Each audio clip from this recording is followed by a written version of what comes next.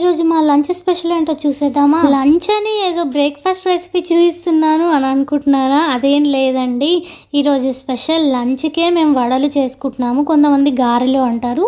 ఈ వడలు వచ్చేసి పొట్టు మినపప్పుతో చేసిన వడలు.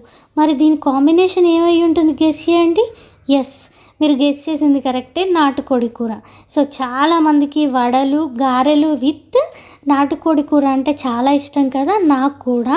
సో చాలా ఇష్టం, అందుకే స్పెషల్గా వడలు కూడా చేసుకున్నాం. ఆ టేస్ట్ అనేది మిస్ అవ్వద్దు అనేసి మామూలుగా లంచ్కి రైస్లోకే, కాకపోతే కొన్ని వడలు కూడా చేసుకున్నాము.